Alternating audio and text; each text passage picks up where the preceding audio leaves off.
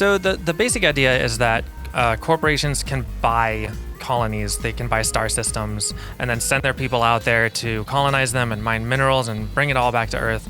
And so this one is on the very edge of space. It's the furthest one out, the Halcyon colony. 10 corporations formed the board that bought the place.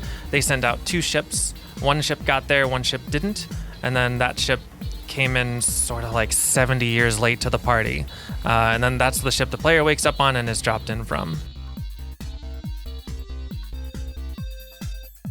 Yeah, so this is Tim and Leonard have been working on the primary idea for it for a couple years.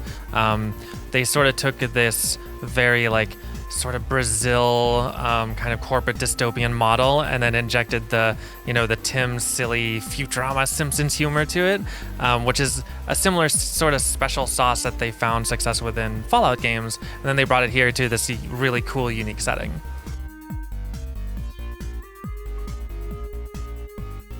Quite a bit. We do a lot as we implement things, because it's not really until it's in the game and you can play it that you really know if it's good. But there is a significant amount of time spent just planning and writing things. Part of our process, for example, is when we plop an NPC in the world, our area designers will go and add like a dummy conversation, which is like, okay, here's the option for where he gives you the quest. Here's the option where you tell him to go sawed off. Here's the option for like a dumb character. And they'll just stub that stuff in, and then we'll come in and flesh it out later. So there's some like kind of a combination of planning and implementation at the same time. There's not one that's tracked. There are certainly moral choices, but there's not like, we track your different factions' feelings toward you. Like if you go murder everybody, everyone's gonna hate you. But we don't have like a sort of like good versus evil scale.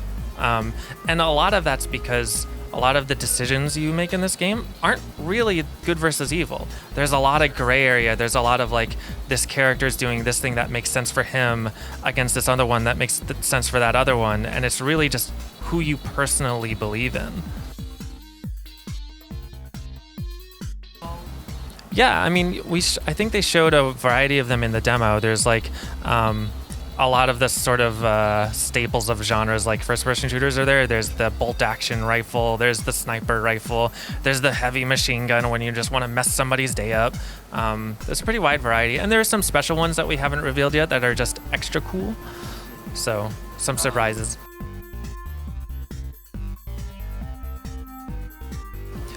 It was fun. It was certainly a challenge, but it was just something we iterated on over and over and over until we found something that worked well. I mean, a lot of the team hadn't worked on first-person shooters before. They were mostly isometric games, so there were a lot of learning curves. But we got there. I mean, a lot of us play other games constantly. A lot of us are shooter fans, so we know what it feels like to play a solid, mechanically satisfying game.